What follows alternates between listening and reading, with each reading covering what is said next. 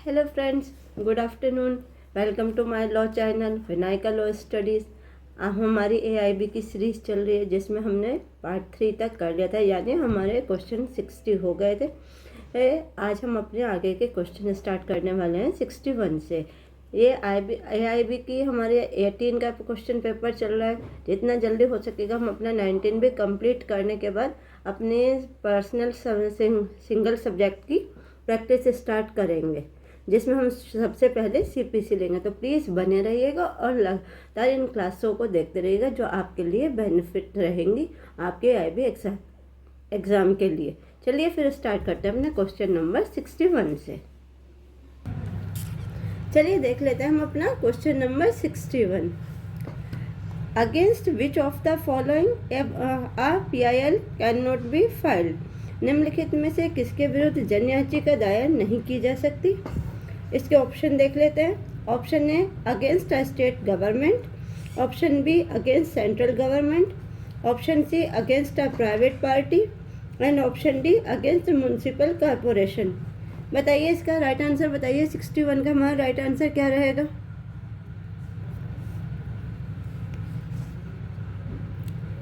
Sixty 61 का हमारा right answer रहेगा option C against a private party. ठीक है, नेक्स्ट आ जाते हैं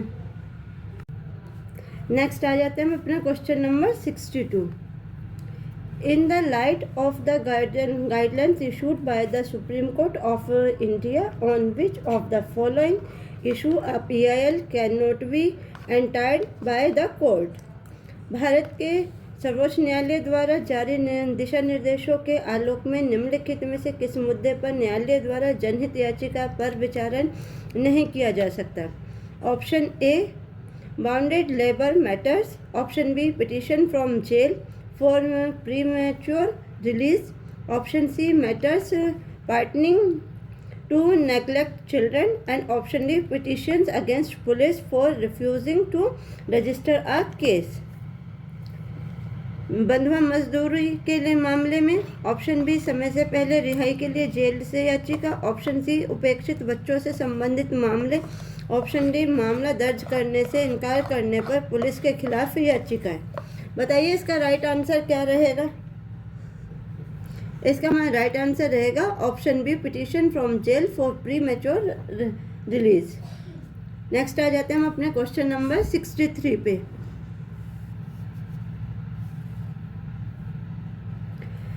In which of the following landmark case it was held that principle of natural justice were applicable not only to judicial and quasi-judicial function but also to administrative function।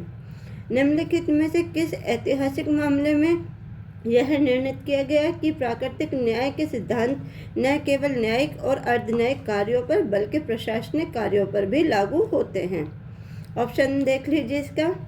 A.K. ट्रेपर versus union of India, option B Ram Jawaya Kapur versus State of Punjab, option C Sonic industry Rajkot versus municipal corporation Rajkot, option D Maneka Gandhi versus union of India. बताइए इसका right answer क्या रहेगा हमारा question number 63 का। Question number 63 का हमारा right answer रहेगा option B Ram Jawaya Kapur versus State of Punjab. Next आ जाते हैं हम अपने क्वेश्चन नंबर 64 पे।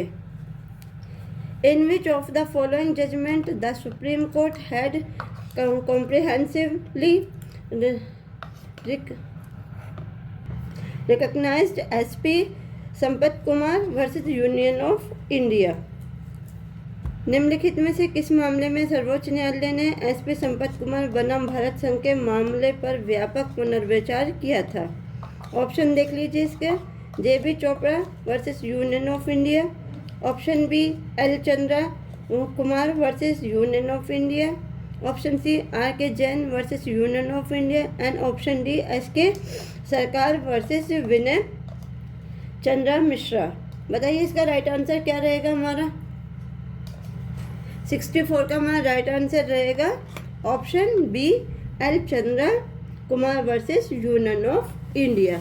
आप केस लॉ पर ध्यान दीजिएगा, क्योंकि केस लॉ बहुत ज़्यादा आते हैं, आईबी के पेपर में बहुत ज़्यादा आते हैं। इसलिए आप जो इम्पोर्टेंट केस लॉ है आप इनके अलग से अपने पास नोट्स भी बना के रख सकते हैं, या इस क्लास को आप सेव कर लीजिए ताकि आपके पास ये रहे और आप इन केस लॉ पे अपना ज़्यादा ध्यान फोकस करें। नेक्स्ट आ जाते हैं हम अपने क्वेश्चन नंबर 65 पे। Who among the following define administrative law as the law relating to the control of government power? निम्नलिखित में से किसने प्रशासनिक कानून को सरकारी सत्ता के नियंत्रण से संबंधित कानून के रूप में परिभाषित किया था? ऑप्शन देख लीजिए, Ivor Jennings, option B Wade, option C KC Davids and option D Garner. बताइए इसका राइट आंसर क्या रहेगा हमारा 65 का? 65 का हमारा राइट आंसर रहेगा ऑप्शन बी वेड। नेक्स्ट आ जाते हैं क्वेश्चन नंबर 66 पे। What penalty is prescribed for person illegally practising in court under the Advocate Act 1961? अधिवक्ता अधिनियम 1961 के तहत अदालतों में अवैध रूप से वकालत करने वाले व्यक्तियों के लिए क्या दंड निर्धारित किया गया है? ऑप्शन देख लीजिए, imprisonment up to 3 month, option B imprisonment up to 6 month, option C imprisonment up to 9 month and option D imprisonment up to 12 month. बताइएगा इसका हमारा राइट आंसर क्या रहेगा? इसका हमारा राइट आंसर रहेगा option B imprisonment up to 6 month. बेटा ये जो छोटे एक्ट हैं इन पे भी ध्यान दीजिए, क्योंकि छोटे एक्ट से यानी हमारे माइनर लॉ से क्वेश्चन बहुत सारे आते हैं और माइनर लॉ की आप प्रैक्टिस सबसे ज़्यादा कम करते हैं। इसलिए अगर आप लोगों को लगता है कि आपके माइनर लॉ की तैयारी नहीं हुई है, आप मुझे मैसेज कर सकते हैं, कमेंट में बता सकते हैं, ताकि एक क्लास सिर्फ आपके लिए माइनर लॉ की ही लाई जाएगी। पर वो जब ही आएगी जब आप लोगों के कमेंट्स इतने होंगे कि आप लोगों को नीड है माइनर लॉ की क्लास की। नेक्स्ट आ जाते हैं हम अपने क्वेश्चन नंबर 67 पे। Which provision of the Advocate Act 1961 empowers the Bar Council of India to prescribe the standard of professional conduct and etiquette to be observed by advocates? अधिवक्ता अधिनियम 1961 का कौन सा प्रावधान बार काउंसिल ऑफ इंडिया को अधिवक्ता द्वारा पालन किए जाने वाले पेशेवर आचरण और शिष्टाचार के मानक निर्धारित करने का अधिकार देती है? ऑप्शन देख लीजिए, option A section 42, option B section 42A, option C section 48A and option D section 49। बताइए 67 का हमारा राइट आंसर क्या रहेगा? 67 का राइट आंसर हमारा ऑप्शन डी रहेगा, यानी सेक्शन 49। नेक्स्ट आ जाते हैं हम अपना क्वेश्चन 68 पर। Which of the following is incorrect according to the Bar Council of India rules? Bar Council of India के नियमों के अनुसार निम्नलिखित में से कौन सा गलत है?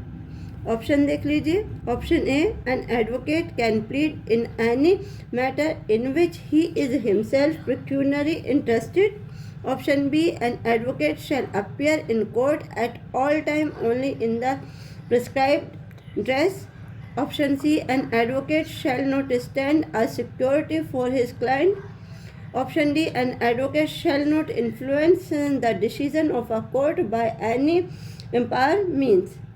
हिंदी में देख लीजिए, अधिवक्ता ऐसे किसी भी मामले में पैरवी कर सकता है जिसमें उसका स्वयं का आर्थिक हित हो। ऑप्शन बी, अधिवक्ता हर समय निर्धारित पोशाक में ही अदालत में उपस्थित होगा। ऑप्शन सी, अधिवक्ता अपने मुवक्किल के लिए जमानतदार के रूप में खड़ा नहीं होगा। ऑप्शन डी, अधिवक्ता किसी भी अनुचित साधन से अदालत के फैसले को प्रभावित नहीं करेगा। इसका ऑप्शन है ऑप्शन ए, इसका हमारा राइट आंसर रहेगा। ठीक है, नेक्स्ट आ जाते हैं हम अपने क्वेश्चन नंबर 69 पे। Which of the following authority act as an appellate authority against the order made by the disciplinary committee of the Bar Council of India? निम्नलिखित में से कौन सा प्राधिकारी बार काउंसिल ऑफ इंडिया की अनुशासनात्मक समिति द्वारा दिए गए आदेश के विरुद्ध अपीलीय प्राधिकारी के रूप में कार्य करता है? ऑप्शन देख लीजिए, option A chairman of Bar Council of India, option B vice chairman of the Bar Council of India, option C High Court and option D Supreme Court. इसका राइट आंसर हमारा रहेगा ऑप्शन डी सुप्रीम कोर्ट। ठीक है, next आ जाते हैं हम अपने क्वेश्चन नंबर 17 में। क्वेश्चन नंबर 17 देख लीजिए।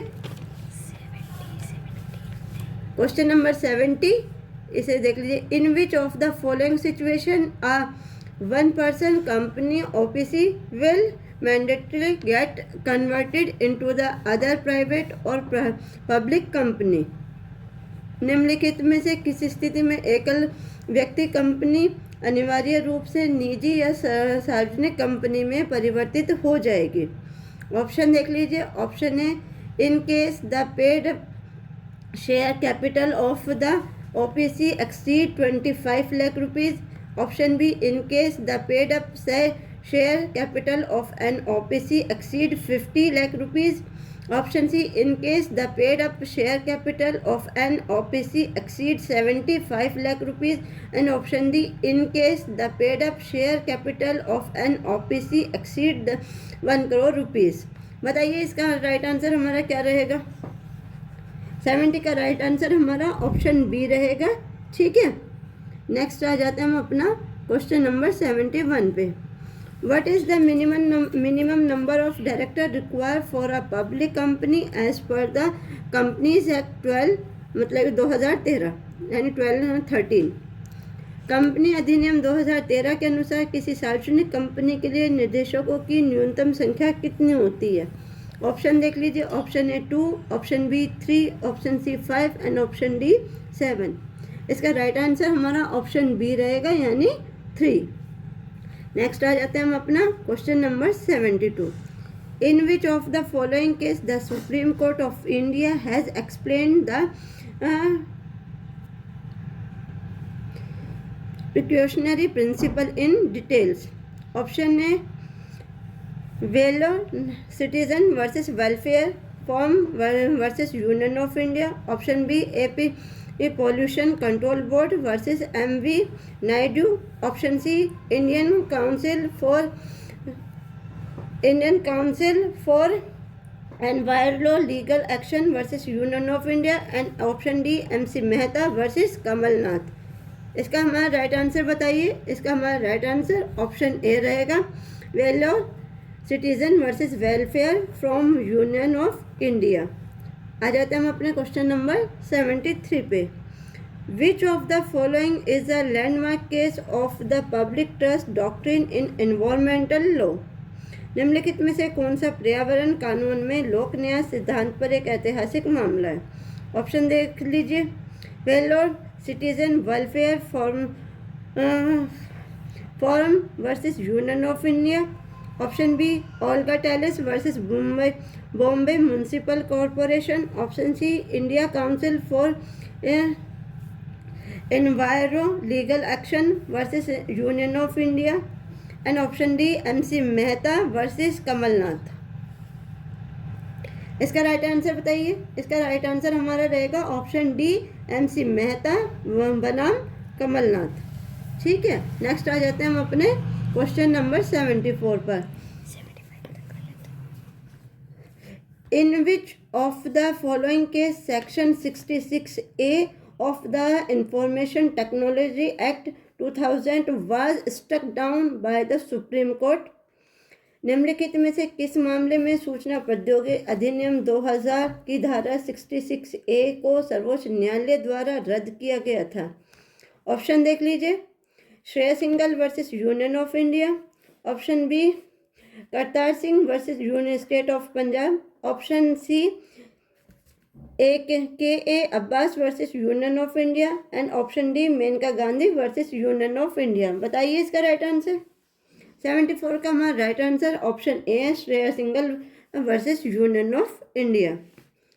नेक्स्ट आ जाते हैं हम अपने क्वेश्चन नंबर 75 पे। In which of the following case an electronic record shall not be arbitrary to the organizer as per the Information Technology Act 2000?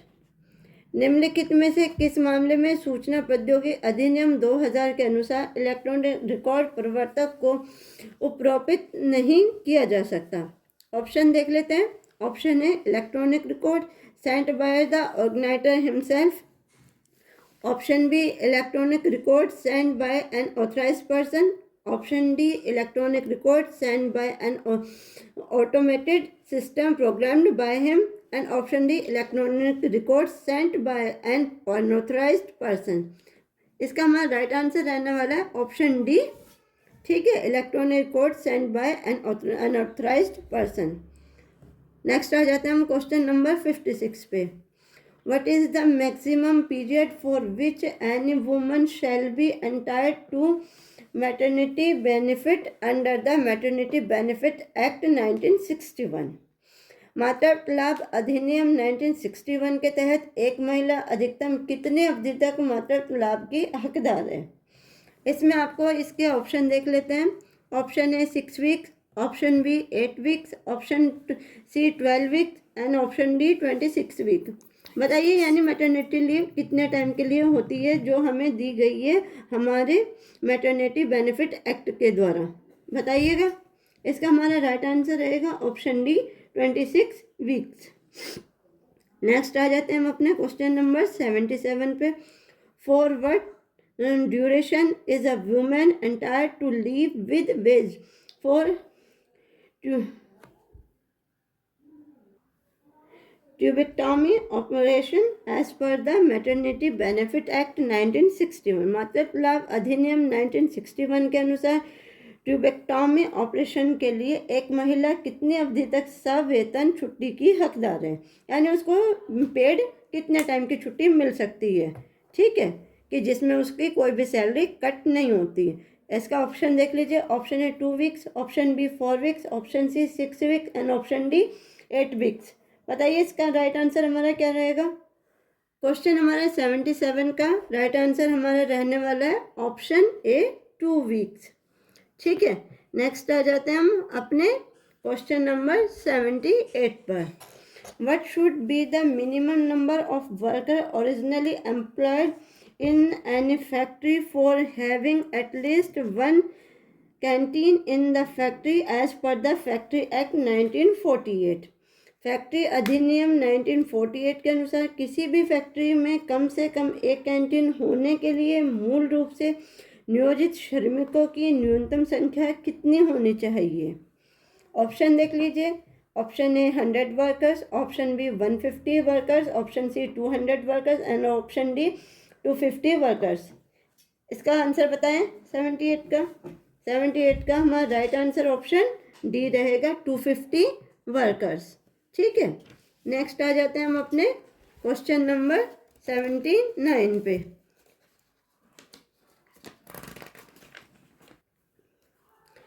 Who among the following is not included in the definition of a workman as per the Industrial Dispute Act 1947? औद्योगिक विवाद अधिनियम 1947 के अनुसार निम्नलिखित में से कौन श्रमिक की परिभाषा में शामिल नहीं है? ऑप्शन देख लेते हैं। A supervisor drawing monthly salary of 6000। Option B a supervisor drawing monthly salary of 8000। Option C a supervisor drawing monthly salary of 10,000 and option D a supervisor drawing monthly salary of 12,000।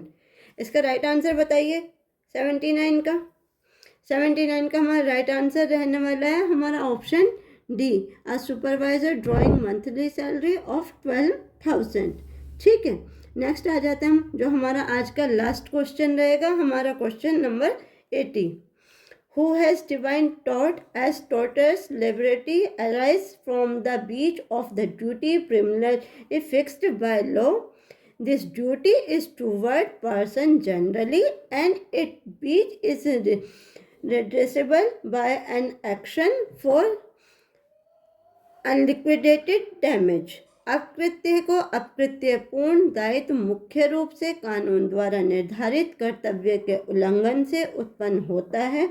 यह कर्तव्य आमतौर पर व्यक्तियों के प्रति है और इसका उल्लंघन अपनी निर्धारित क्षति के लिए कार्रवाई द्वारा निवारणीय है। के रूप में किसने परिभाषित किया है? ऑप्शन देख लेते हैं इसका। Option A Lindsell, option B Pollock, option C Salmond and option D Winfield. बताइए इसका राइट आंसर क्या है? इसका हमारा राइट आंसर रहेगा हमारा ऑप्शन डी विनफील्ड। ठीक है, ये आज हमारे क्वेश्चन 80 तक हमारी ये सीरीज कंप्लीट हो गई है, जिसके आपके अब सिर्फ क्वेश्चन 20 ही बचे हैं। आज हमारे 80 तक क्वेश्चन कंप्लीट हो गए हैं और 80 से आगे यानी हमारे 20 क्वेश्चन बचते हैं जो हम अपने कल कंप्लीट कर लेते हैं। अगर आप लोगों को ये सीरीज़ अच्छी लग रही है, आप प्लीज़ चैनल को लाइक कीजिए, शेयर कीजिए और सब्सक्राइब कीजिए, ताकि आपको जितनी भी मेरी आने वाली वीडियोस हैं वो सब आपको मिलती रहें और आपकी AIB की प्रिपरेशन पूरी अच्छी तरीके से चलती रहे। इसके बाद हम अपने सिंगल सब्जेक्ट की पेपर 19 को कंप्लीट कराने के बाद हम अपने सिंगल सब्जेक्ट की प्रैक्टिस स्टार्ट करने वाले हैं। सबसे पहले हम अपना CPC या कॉन्स्टिट्यूशन, जो भी आप लोगों की डिमांड हो प्लीज़ मुझे बताइएगा, हम उससे स्टार्ट करने वाले हैं, ताकि आपके पेपर से पहले आपके हर एक सब्जेक्ट की पूरी तैयारी हो चुके। और अगर आप लोग चाहते हैं कि माइनर लॉ पे मैं आपकी एक पूरी क्लास करा दूं, जिसमें आपके सारे माइनर लॉ हो जाएं, जो आपको हेल्प करेंगे आपके AIB की प्रिपरेशन में, क्योंकि आप लोग माइनर लॉ पे ज़्यादा ध्यान नहीं देते, इसके BREC नहीं खरीदते, उस वजह से क्या होता है हमारा पेपर रह जाता है और हमारा सिलेक्शन नहीं हो पाता। इसलिए अगर आप लोगों की डिमांड रही तो आपके माइनर लॉ की क्लास भी मैं जल्दी प्रिपेयर करूँगी। प्लीज़ आप ऐसे ही अपना प्यार देते रहिए मेरे चैनल को। ठीक है, thank you very much for today.